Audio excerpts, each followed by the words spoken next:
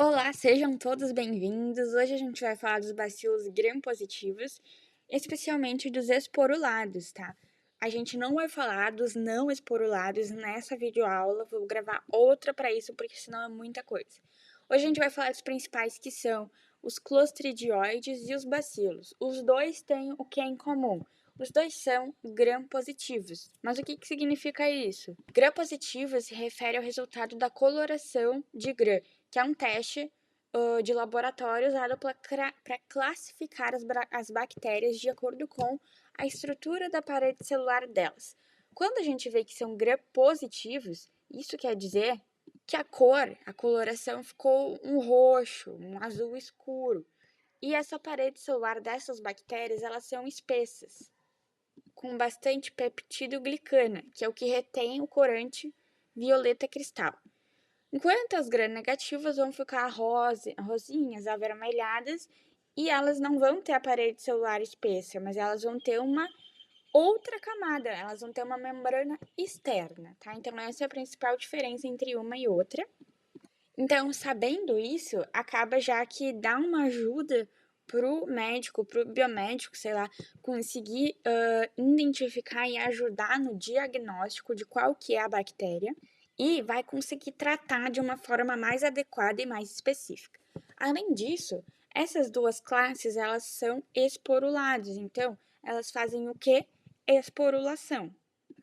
Então, o que seria, né? É quando a bactéria ela forma um esporo, que é uma estrutura super resistente, que ela percebe que ela está numa condição ruim, que não é um local bom, por exemplo, não tem comida ali, não tem calor, ou sei lá, tá muito calor, ou tá muito seco, e ela gosta de ambientes o quê? Quentinhos e úmidos, né? Então, acontece principalmente na natureza, no solo, em poeira, e também no corpo. No corpo, quando entra, eles começam a germinar, eles começam a acordar, eles viram bactérias vivas. Então, é um mecanismo de defesa, esses esporos, essa esporulação. Então, ela precisa se proteger, então ela faz um esporo. É como se fosse uma forma adormecida em que a bactéria ela fica super resistente, porque ela não está germinando, ela está adormecida, vamos dizer assim. Então, ela faz essa casca protetora para se defender quando ela não está num ambiente bom para germinar. Então, ela não se alimenta, ela não se multiplica e também não vai causar doença. Mas ela fica ali esperando o momento ideal para acordar. E aí, quando o ambiente melhorar, quando volta a ter nutrientes, volta a ter calor, umidade, o esporo acorda. Aí ele germina e ele vira novamente a bactéria ativa, que vai poder crescer, se multiplicar, causar doenças. Então, esse esporo, ele é muito resistente. Por isso que nem o cozimento, muitas vezes, consegue matar o esporo de bactérias, como o Bacillus cereus, que a gente vai ver depois. Porque ele sobrevive, germina e depois ele causa intoxicação alimentar. Então, ele é uma forma de defesa da bactéria que vai sobreviver até o ambiente ficar bom novamente. Lembrando que os clostridioides, eles são anaeróbios estritos, então eles morrem na presença de oxigênio, e os bacilos geralmente aeróbicos ou anaeróbicos facultativos, né? Quer dizer que pode fazer a escolha. Nós vamos começar pelos clostridioides, e o que nós vamos falar são esses quatro.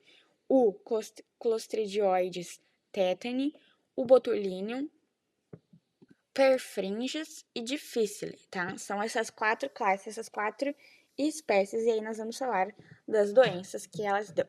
Então, nós vamos começar pelo tétano, tá? Que causa o tétano. Eu vou estar falando aqui, mostrando a imagem, depois vai estar tudo escrito para vocês lerem com calma, tá? Então, acompanhem a imagem. Então, como que começa? Começa com a entrada de esporos que vai acontecer por meio de um ferimento que a pessoa teve. E aí pode ser, por exemplo, um corte com um prego, o prego furou o pé, ou um espinho que estava infectado, ou um vidro. E aí, as bactérias, né, os esporos das bactérias que estão no solo, que estão nas ferugens, na poeira ou em fezes, a pessoa se infectou, ela entra pela ferida e vai causar então essa infecção. Dentro da ferida Sem oxigênio suficiente, os esporos germinam, eles acordam. Lembra que eles são anaeróbicos, então eles vivem em ambientes sem oxigênio. E aí eles viram essas bactérias ativas. E essas bactérias começam a produzir toxinas, a toxina tetânica. Só que olha só o que acontece no tétano. Essa toxina do tétano, ela se espalha pelo corpo todo e atua no sistema nervoso. Então ela entra no sistema nervoso, por isso que ela é tão perigosa. E ela atua bloqueando os sinais de relaxamento do músculo. Consequentemente, se tá bloqueando que o músculo relaxe, eles ficam sempre contraídos. Isso se chama paralisia espástica, que seria a rigidez muscular, que começa pela mandíbula. Então a pessoa começa com o travamento da boca, da mandíbula, depois do pescoço, depois das costas e depois de outros membros, e causa fortes espasmos. Então, vai levando até uma dificuldade de respirar. Então, ela atinge o sistema nervoso e acaba impedindo a liberação de neurotransmissores inibitórios.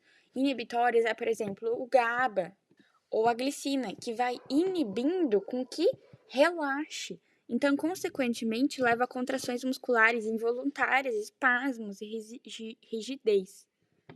Mas lembrando que existe sim uma forma de prevenir, que é a vacina antitetânica, tá?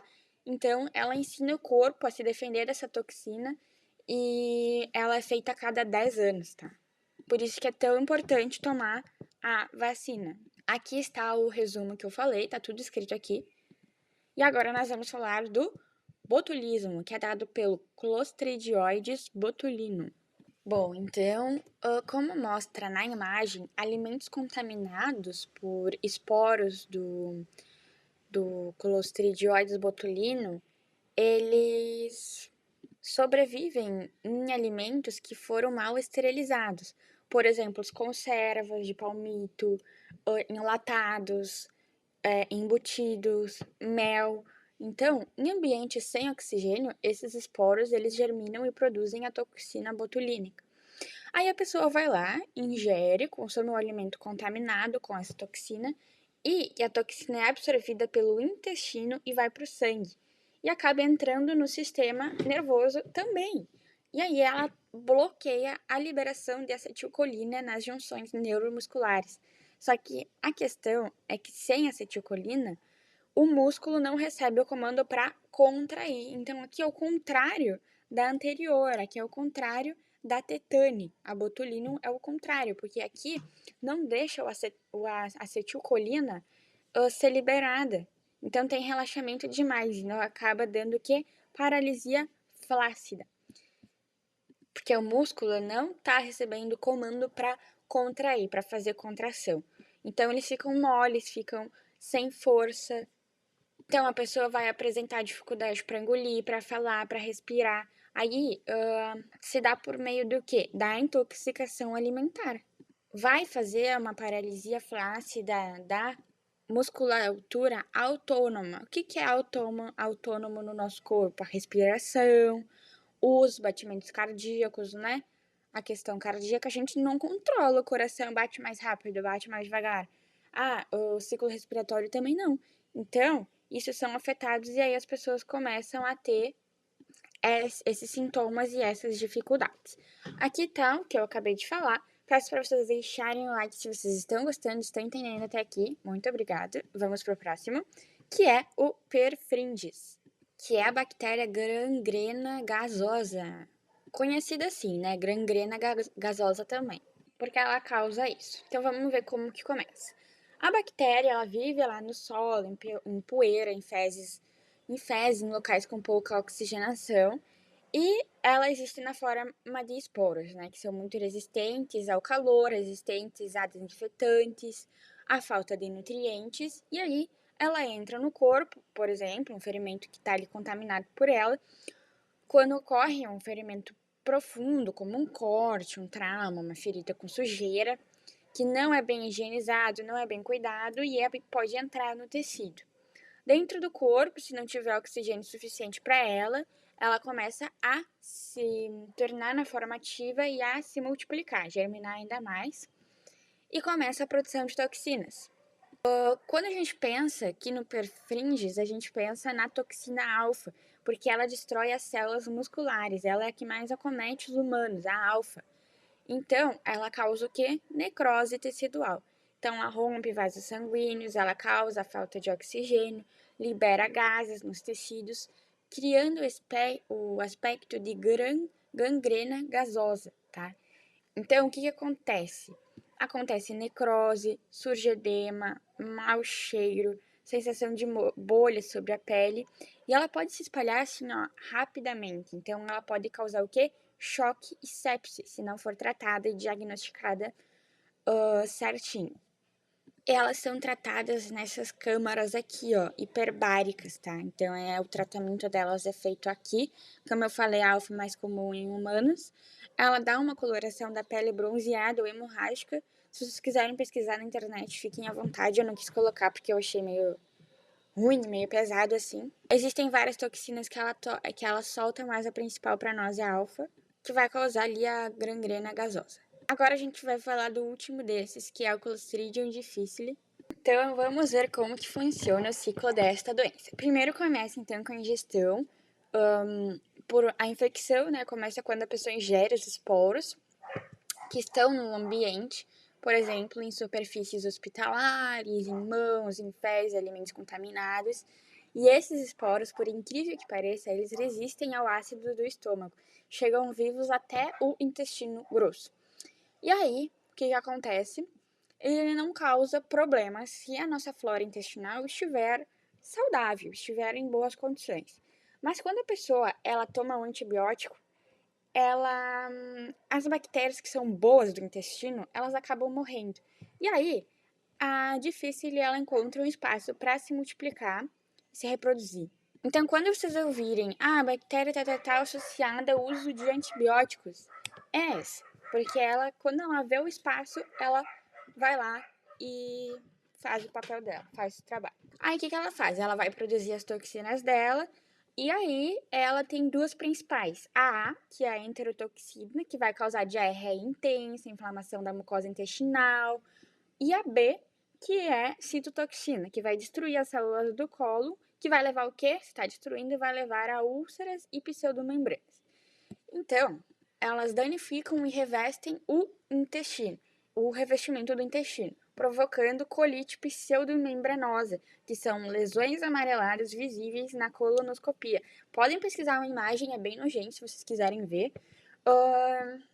Que ela também produz ali, ó, produção de toxinas ali, ela produz os esporos que são eliminados nas fezes, então acaba assim, ó, infectando, contaminando totalmente ambientes como banheiros, camas, superfícies hospitalares. E aí outras pessoas podem se infectar com muita facilidade. Por isso que deve-se evitar o uso desnecessário de antibióticos, higienizar as mãos com água e sabão, porque simplesmente o álcool não mata esses esporos. Água e sabão que se higieniza. Aqui tá o que eu acabei de falar, então vocês podem acompanhar aqui. E agora nós vamos nos dirigir para os bacilos. Também são esporulados, que vocês já sabem o que é, já entenderam o processo. E aí, a espécie aqui tem uma espécie muito bem estudada para questões genéticas e tal, que é o Bacillus subtilis, que a gente não vai falar dele, a gente vai falar das patogênicas para o homem, que é o Bacillus anthracis, que causa o antraz, que é super perigoso, a gente vai ver ele, e o Bacillus cereus, que também é um patógeno oportunista, tá? Então vamos começar ali pelo antraz, gente, ele é uma doença zoonótica. Então, nós, seres humanos, somos vítimas acidentais. Não era para acontecer na gente, mas acabou acontecendo. Enquanto que os cereus, ele se dá por uma intoxicação alimentar também, porque a bactéria é ubíqua no ambiente. Então, quer dizer que ela está em toda parte, que ela está em todos os lugares. Ela é muito comum e amplamente distribuída na natureza. Nós vamos começar, então, entendendo aqui umas características gerais dos bacilos.